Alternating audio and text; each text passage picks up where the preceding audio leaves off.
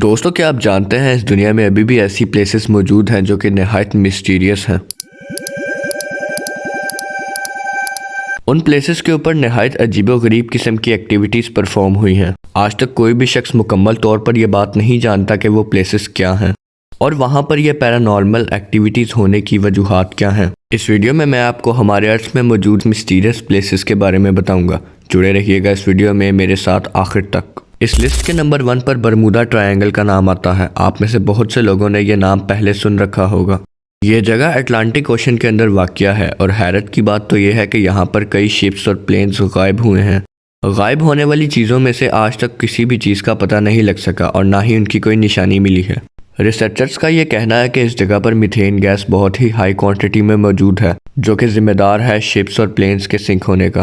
कुछ रिसर्चर्स का ये कहना है कि बरमूदा ट्रायंगल के अंदर मैग्नेटिक पावर्स हैं जो कि किसी भी शिप को या फिर प्लेन को समुंदर के अंदर खींच लेती है। बरमूदा ट्रायंगल के बारे में बहुत सी बातें मशहूर हैं। कुछ लोगों का तो ये भी कहना है कि इस जगह पर एक ख़ास किस्म की बद्दुआ है कि जो भी प्लेन और शिप यहाँ से गुजरेगा वो डूब जाएगा। हकीकत क्या है दोस्तों, ये तो अल्लाह ही बेहतर जानता है।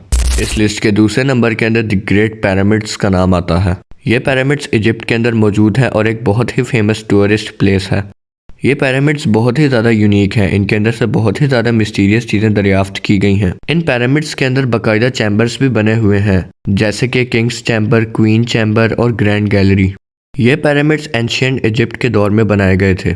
इन पिरामिड्स को लाइमस्टोन के बड़े बड़े पत्थरों से बनाया गया है जो कि बहुत ही ज़्यादा हैवी वेट हैं। दोस्तों, सबसे ज़्यादा हैरानी की बात तो ये है कि इन तमाम पिरामिड्स की डायरेक्शन नॉर्थ की जानिब है और बहुत ही एक्यूरेट डायरेक्शन के अंदर ये तमाम पिरामिड्स बने हुए हैं। रिसर्चर्स इस बात को लेकर आज तक हैरान है कि आखिर इन पिरामिड्स को बनाया कैसे होगा, और ये बात भी एक अनसॉल्व्ड मिस्ट्री है कि आखिर उस वक़्त के लोगों ने इन पिरामिड्स को क्यों बनाया था। तीसरे नंबर पर द ग्रैंड कैनियन का जिक्र आता है।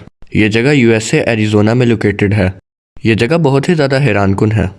इस जगह पर कई बड़े बड़े कदीम पत्थर और पुराने खंडरात पाए गए हैं। यहाँ पर मौजूद पत्थरात की लंबाई तकरीबन 446 किलोमीटर तक पाई गई है।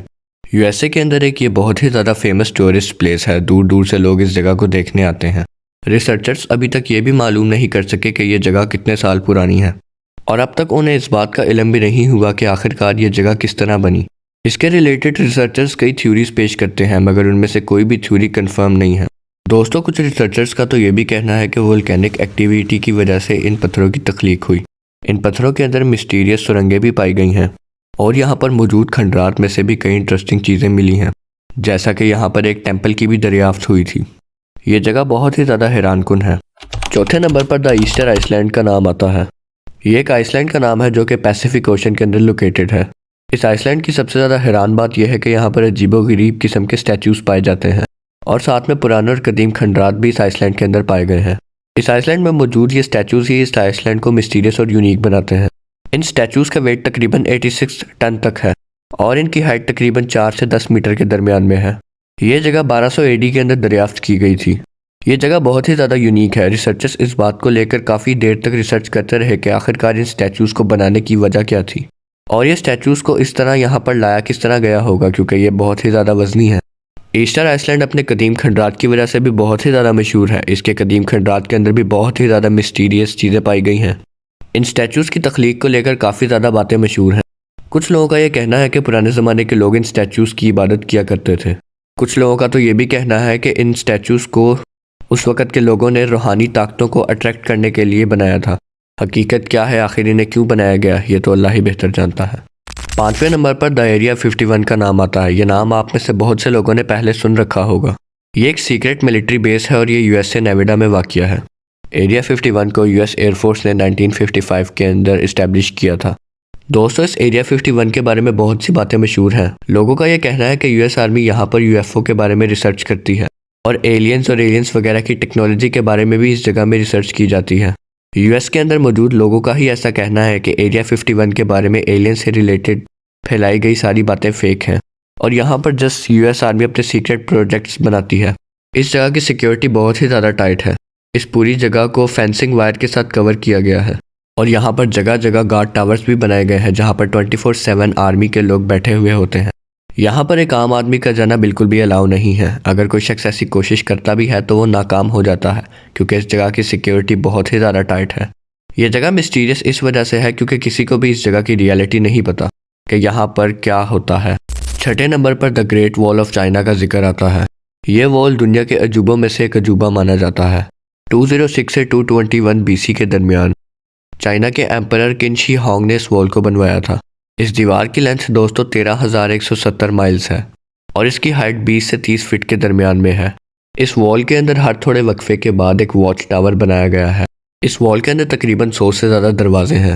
इस वॉल को उस वक़्त के चाइना के एम्परर ने चाइना को इसके दुश्मन से प्रोटेक्ट करने के लिए बनाया था ताकि वो लोग चाइना के अंदर एंटर ना हो सकें।